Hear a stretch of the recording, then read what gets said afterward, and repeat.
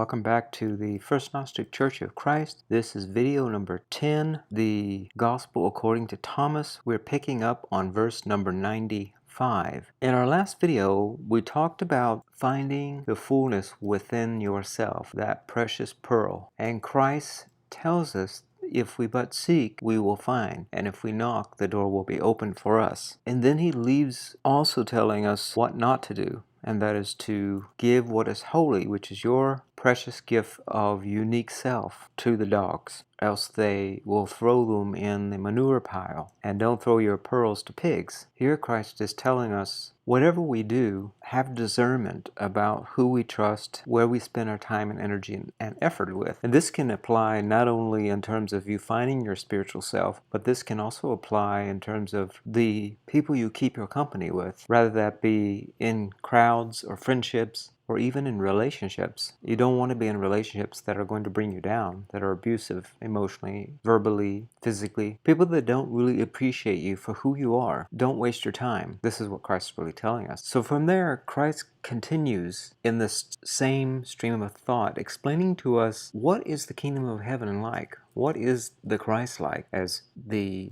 followers are very eager to understand, how do we access this spirit? How do we access this thing called the Christ? How do we access or find a way to the kingdom of heaven? What does it look like? And so Christ entertains and gives to those requesting, as he said prior, seek and you will find, what it is they're looking for. So in verse 95 he says, if you have money, don't lend it at interest. Rather, give it to someone from whom you won't get it back. So what does Christ mean here? Is he talking only about the way an economic system might be set up? Because we certainly understand in this culture we have a tax system, we have interest on top of the principal. If you want to go purchase a home and you borrow money, then you of course will pay quite a bit more beyond the base price for the amount of interest you have to pay back to the bank. And we have credit cards that sometimes have 10 up to 20-25% interest rate on the cards. But Christ is asking us not to live in this way. In other words, don't attach yourself to tomorrow, for tomorrow may not be here. And also to remind us that when we give, or we're sharing, or we're trying to help others, do it freely. Have it be from the heart, not trying to gain something back from it. When you live in this way, ultimately you are benefiting not only the other person or the people that you are freely giving your love and attention to, but also you're benefiting yourself, because then you are living a life that is free from the cares of this world, the necessity of having to put someone else in the bondage of debt so that you might gain from that debt. So this is what Christ is talking about. He's talking about living a life that's free from any interest in having to lend yourself to others and investing in some kind of interest. Think about if you are going to allow someone, and perhaps who comes to you and asks for some money because they're in need of money. If you're going to give that money to the person to help them out, then don't think about whether or not you're ever going to see that money again. Because typically, if someone's coming to you asking for money, it's because they really probably are not in a position to manage their money that well. So if, in fact, they're coming to you for money, then there is a possibility they're not going to pay you back. You'll never see that money again. So this is what you have to do. Don't let your right hand know what your left hand's doing. In other words, when you're giving, don't take back. Give it freely and openly without attachments and expectations. This is the way to live the walk of Christ, you see, to be free from the attachments and cares and concerns and worries of this world. Verse 96, Jesus said, the Father's kingdom is like a woman. She took a little leaven, hid it in dough, and made it into large loaves of bread. Anyone here with 2 ears had better listen. Here Christ is talking about the mustard seed that he referred to before. The mustard seed is very small, but it grows into a very large tree. The same here, that the Father's kingdom is like that little leaven that you put in the dough that then expands it. This is about expanding the consciousness, expanding the gnosis, expanding the spiritual self, the sustenance of life, bread, the essence of everything that we consume. The body of Christ is the bread. This is what he's referring to. Allow your spirit to be that leaven. Have access to the Christ within you and seek you the things of the Spirit, and all else will follow. So be mindful about what are your intentions. Have your mind clear and aware and awake about what it is you're really wanting and what you're really trying to achieve in the end. Lead by the Spirit. Don't be mindless. Don't be reckless and led by your emotions in a reckless way, whether it be revenge, lust, covetousness, greed, these kinds of things that are going to lead you down a path of destruction and diminishment, but rather take of the fruits of the Spirit, kindness, gentleness. These are going to be the ways in which you can increase what you have sown and reap the more for it. This is what Christ is referring to. Live the spiritual path. Live the path of the Christ. And you will see that your life will be that much greater for it. Verse 97, Jesus said, "The Father's kingdom is like a woman who is carrying a jar full of meal while she was walking along a distant road. The handle of the jar broke, and the meal spilled behind her along the road. She didn't know it. She hadn't noticed a problem. When she reached her house, she put the jar down and discovered that it was empty." Now, this is really Christ telling you the entire history of humanity. From the beginning, the woman had the jar that was full of the meal. And of course, the meal is being used to make the bread, which is the body of Christ. And so in the beginning, we were all in the pleroma. This is the Father's kingdom. And we were full. But then as we walked along a distant road, meaning away from our home, far away, the handle of the jar broke. And that is, of course, our spirits broke. And we were then imprisoned and made bondage to flesh. And this meal spilled behind her along the road. And the reason it spilled behind her along the road is because she was unaware that there was a problem. So she was no longer cognizant. She no longer had the understanding of her original home, or that this thing that she put her reliance in, this thing called the jar that's broken, which is the body, this vessel that's broken, is the thing that led to her emptiness. The fact that she didn't have the gnosis to understand that what caused this problem in the first place is the lack of gnosis, her being unaware that her vessel was broken. It isn't that she herself, her spirit, you see, the spirit here is the meal that's seeping out of the jar. The meal is everywhere. It's spilled onto the ground now. So it's everywhere. It's always been. It no longer is in the jar, of course, but it's still there. There's no more or less. So here, Christ is essentially telling you that when she finally became aware, she understood that it was empty. Now, there's beauty in this, in that, yes, it is unfortunate that the meal had fallen out and that she also discovered the jar was broken. But the fortunate part is that she understood that she was empty. And emptiness is when you realize the world that we're in is the carcass. There's nothing here. There's nothing here that is of any value and significance. This is what Christ is essentially saying in verse 97, that when she reached the end of the road and she became aware of the broken jar and that the Spirit had fled her, that's when she discovered the emptiness. And it's that emptiness that allows an infinity of possibilities to fill her. And that's the beginning of her walk, you see. That's what the Father's kingdom is like. It's like that person, that woman who begins her walk, her true walk, because everything that she's been filled with has been emptied out. And that can be whether it was the original kingdom or she was filled with lies from this realm. It was emptied. And so now she's able to put into that jar. She can repair it and then put into it whatever she wants. And that hopefully now she understands to get a jar that isn't broken. And that, of course, that is recognizing that she is perfect from the beginning. It's just her mindset that is symbolic here of the broken jar. Verse 98, Jesus said, "The Father's kingdom is like a person who wanted to kill someone powerful. While still at home, he drew his sword and thrust it into the wall to find out whether his hand would go in. Then he killed the powerful one." So this is another very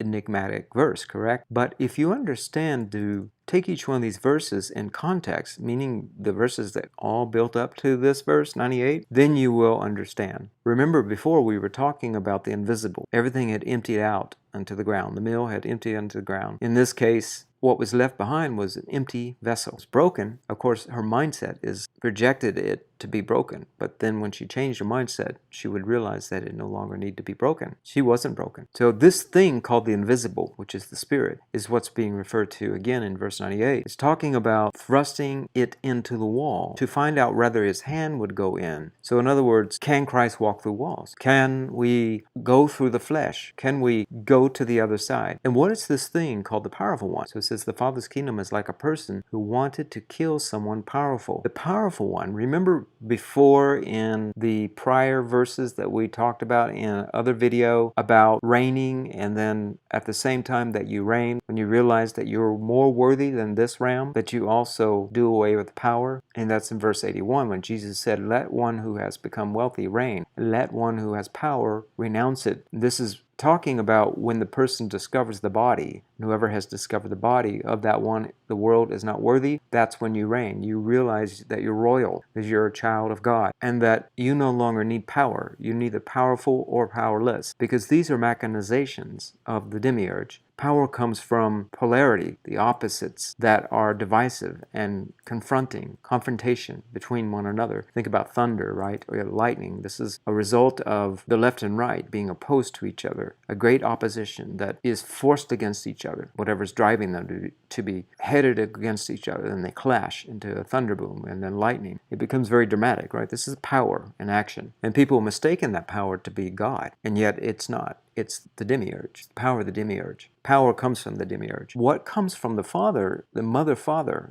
the monad, is not power, but it's freedom, it's truth. It's the essence of all things. It's life, it's light, and it is repose and motion. There is no opposition or work against resistance, which is essentially power. And so this powerful one is talking about the things of this world, the opposition, the division, the ego. So the Father's kingdom is like a person who wanted to kill someone powerful, and killing here is referring to doing away with. So the person wants to do away with their ego. They want to do away with their division, this powerful thing within them. While still at home, and home is the pleroma, he drew his sword and thrust it into the wall. So the Spirit comes here to defeat this realm, the powerful one within this realm, which is the ego that we all have come here to slay, so that the Spirit can be then liberated to go back to the home. So this is what Christ is saying here. Jesus said the Father's kingdom is like a person who wanted to kill someone powerful. So how does he do it? He goes to the powerful one. And how does he go to the powerful one? While at his home, he drew his sword, and the sword here is in tarot cards and in astrology. The sword represents the element of air, and the element of air represents the mind, represents words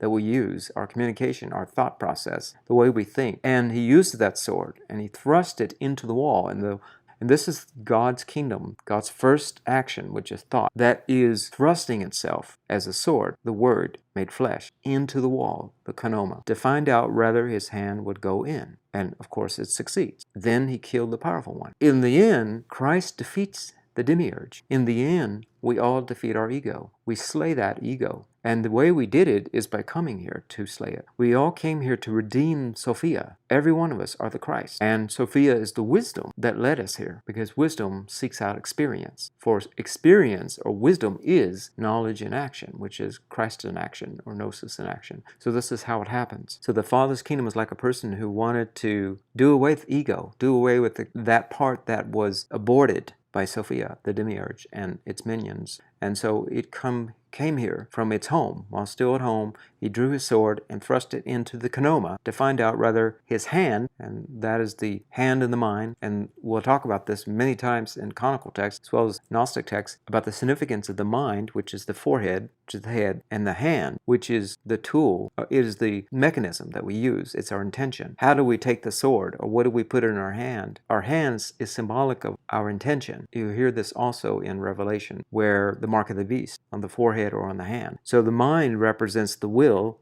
or the forehead represents forethought or foreknowledge, which is will and action. And the hand, the palm of the hand, or the hand itself, represents one's motivation and one's intention. Because whatever you're putting in your hand is something that you're intending to use. That's your intention. So here Christ is talking about the sword, which is the Word made flesh. That thing that you're using is thrust into the kanoma to find out whether his intention would succeed, would go in. And yes, Christ did, of course, come, and so did we. And then, of course, he killed that powerful one. This is the end story. It will succeed. The inconquerable, the incorruptible, the indestructible, monad, Father, Mother, the Father's kingdom, you see, is like this. And you're part of that kingdom, because you are a child of God. Verse 99, the disciples said to him, "Your brothers and your mother are standing outside." He said to them, "Those here who do what my Father wants are my brothers and my mother." And of course here, Father is capitalized with a capitalized F, which is of course signifying the true Father in the pleroma. And so Christ is saying that my mother and my brothers are those that follow the will of the Father in the kingdom. Those are really who are my family. They are the ones who will enter my Father's kingdom. So see, we're all part of the family. Christ is saying that. Every one of us is. And that when we follow the Father, then we are all part of being His family. Christ is not denouncing the mother and brothers and mother He knows here on earth. He's actually including them. He's saying that they're not just my brothers and mother, but anyone that follows the Father is my brothers and my mother. This is what relatively important, that we are all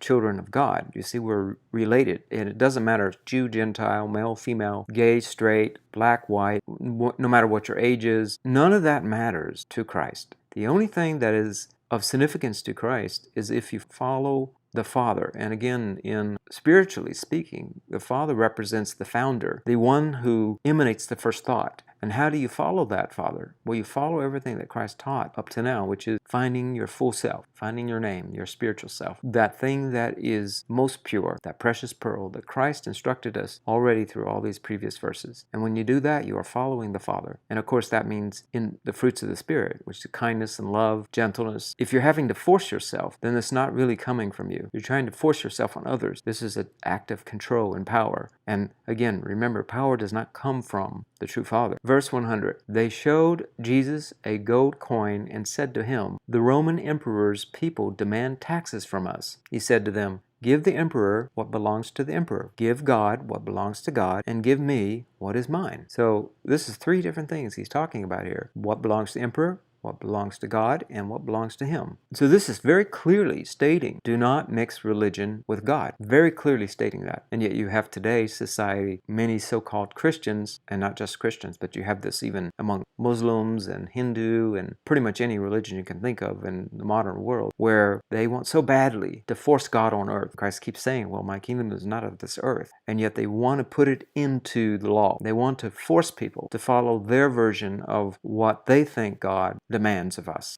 Christ clearly says here, give the emperor what belongs to the emperor. That means that whether it's taxes, whether it's laws, rather whatever it is the government is asking from you, that is inconsequential when it comes to God. God is not interested in man-made laws or laws written up in the Old Testament or some other so-called religious testament. Those laws are not from God. They're from the demiurge. Those are machinations of the demiurge that require control and worship and all those things that the true Father has no necessity of. So when you try to force those kinds of things onto God in society, then you are actually doing the opposite of what God asks you to do. Christ is saying, pay your taxes. God doesn't care about those things. What belongs to God? Well, what belongs to God is your spirit. You are from God. It's your spirit, of course, but it's from God as well. This is the thing God's interested in, is the things of your spirit, that unique self. You are one part of the puzzle. You're one piece of the puzzle. Every one of us are one piece of the puzzle. God wants that puzzle piece to be put back into the puzzle, so the whole picture can be seen and fulfilled and completed. This is what God is most interested in. He's not interested in the things of this world.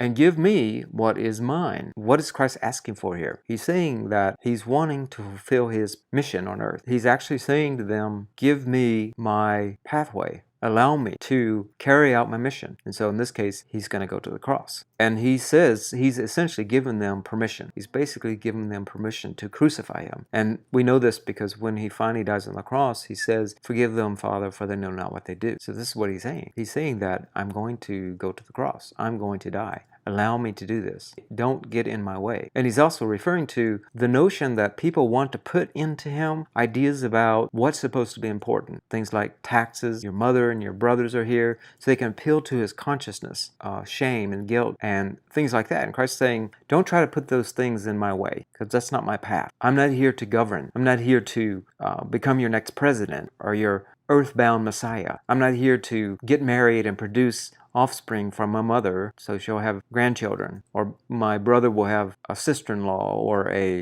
nephews and nieces. That's not my path. So give me what is mine, and my path is to go to the cross as your sacrificial lamb. Not because this is what God requires, but because I know that this is what you think you require, and so I will fulfill it. So give me what is mine. So he's basically giving them permission. And he knows this because at the end it's about him demonstrating that he has overcome death. He knows that despite walking this path of telling the truth, the price of telling the truth is very high in this realm. As I said many times, you have people that have come before us that have been great people that shared truths, and their lives are often taken out prematurely. And we know this because there is a force on this planet that is working overtime to shut down truth. Do not want spirits to be liberated from this realm, you see. And so truth cannot be ever completely released into this realm from their perspective. They do whatever they can to make sure that doesn't happen. But what you have to remember is if you're going to go out and walk the path, is only do what you have within you to do. Don't try to become someone that you aren't. If you are not a Christino, you're not a Christino. There is no guilt or shame in that. The most glorious thing you can do is walk your true path. And if that means not being a Christino, then that's the most holy thing you can do. Even more holy than being a Christino or a Christina. Because your incarnation here is not to be a Christino or a Christina. Your incarnation here is to be whatever it is your truth is that will set you free. Seek and you will find it. Knock and it will open. You will find it. And that's your path. There is no pre-notion about you having to be this or that to get back to the pleroma, you see. If you want to go to the higher realms, into the sanctum of the kingdom of God, into the highest realms, 10th and higher realm, then yes, you can come back and walk as a Christ, or as a Gandhi, or as a Martin Luther King, or a JFK, or John Lennon, or whoever that got shot down by proclaiming truth to the masses. But again, that's not required by God. Christ did it out of love for humanity, you see. And many others that came, whether aware or not, also did it out of love for humanity. And so this is what Christ is saying. Give me what is mine. 101. Whoever does not hate father and mother as I do cannot be my disciple. And whoever does not love father and mother as I do cannot be my disciple. But my true mother gave me life. So it's not really clear what it says here. There's some words missing, but it says essentially the same thing we've heard already. There's an oxymoron here. He says on the one hand, whoever does not hate father and mother as I do cannot be my disciple. Whoever does not love father and mother as I do cannot be my disciple. So which one is it? So Christ is essentially telling you, as he always has, he's talking on two levels, talking on a spiritual level and a physical level. And he's always talking about the two becoming one. And here he's, of course, introducing on the physical level, the carcass. The idea that you like genetics, the idea that you like the process of intercourse and pregnancy and all of that, and you think that's what life is all about, and bringing more babies into this world when the world's overpopulated and people are divisive and hate each other and there's war and mayhem. When you can't even control that, if you can't hate that process, then you can't be my disciple because you don't really understand. But on a spiritual level, whoever does not love father and mother as I do cannot be my disciple. So on a spiritual level, if you don't really love your neighbor, then you can't be my disciple. So this is what he's saying. For my mother, but my true mother gave me life. And the true mother here, of course, is referring to Barbelo, which is the first expression of God's thought, the monad's thought, being emanated. And this is the source of all life. This is Father, Mother is the source of all life, the Father, Mother in the pleroma. 102. Jesus said, "Damn the Pharisees. They are like a dog sleeping in the cattle manger. The dog neither eats nor lets the cattle eat." So here Christ, of course, is talking about the religious people of the world, how they are guarding the kettle. And the kettle here, of course, is referring to the masses of people that follow after the Pharisees. And they're always on guard. They're always watchful, looking at everything that the kettle do. And this is referring to law. All the expectations that the Pharisees require. Don't work on the Sabbath. Don't do this. Don't eat that. Don't love this person. Don't love, hate this person. Go kill these people, so forth and so on. Christ is very angry at these Pharisees that create suffering for humanity. The dog neither eats nor lets the cattle eat. So here Christ is saying that the Pharisees don't really have truth. They're not consuming truth. And in fact, not only are they not consuming truth, but they forbid others from partaking of truth, insofar as to go and kill those people, you see. And this is, of course, Christ is talking about all of the dogmatic, hardline, tyrannical, fascist apparatuses that control this planet and the masses that follow it, the kettle. 103, Jesus said, "Congratulations to those who know where the rebels are going to attack. They can get going, collect their imperial resources, and be prepared before the rebels arrive." So who are the rebels in the story? The rebels are the kettle that rise up against the dogs. And it says, "Congratulations to those who know where the rebels are going to attack." So here Christ is saying that if you understand how the society works, how the society functions, like you'll be able to notice what to avoid to be harmed. You're going to be able to see the way in which things happen. If you look in today's news, you can see it's very clear where you don't want to live. You can see that, of course, somewhere in the Middle East, probably Iran. You're going to know that this is the way in which the Pharisees get people to do their bidding is they create division and disruption and very angry hearts. And so then the response is rebels that go on the attack against some perceived enemy, that's some country that's been demonized or some group that's been demonized. And so it creates rebellion. And so if you are aware of this process of divide and conquer, you're going to know how these rebels are instigated and moved to attack. And so you're going to ready yourself so that when they come, you already have everything you need ready. So this is important to understand because Christ is not asking you to be unwise. Remember, he says, be as wise as serpents, but gentle as doves. He's saying that, of course, I want you to live long and prosper in this realm. There's nothing about life itself that is evil in and of itself, like the process of living, the energies of life. That's the light of God living in you. It's what sustains the universe. The life force, you see. There's nothing evil about the life force. It's the realm in which we live that is broken. It's the jar vessel that's broken. And so that light is something that Christ, of course, will want you to cherish and to guard. And as he says, guard the pearls. Guard your pearl. Because he knows that everybody has a walk and everybody's timing and fulfilling that walk is different. And so Christ wants you to be careful because you live in a world that's very precarious and filled with a lot of instigators and evil and conspiracies of people in clandestine maneuvers that are very dangerous, dark. And they have on their minds to create this kingdom on earth, you see, because they believe they are ordained by God to do so. Even if it means that millions and billions of people will be wiped out in the process. Because the ends justify the means. You see, this is how they think. Just like the laws justify the ends. No matter how cruel or how much it puts a person in bondage, or how much the person gets castigated or judged or belittled, spat on or looked down on or made into a whore, this is justified in their minds because they believe in a God that is angry, a God that dews out judgment and punishment, terror and fear and anger and jealousy. And so they believe they're justified because they are behaving and following after and mimicking the very God they believe in. You see, this is how they think. And this is what Christ is warning you about. And he's asking you to be wise as a serpent and be prepared and watch the way things work. The way in which things work is to divide and conquer, problem, action, solution, and set up the rebels. The rebels will respond to the attack because the dogs will get the kettle riled up and they'll fight against each other and they rebel against each other. And what they don't understand, their true enemy here, not that it really is an enemy in God's kingdom, but the real source of suffering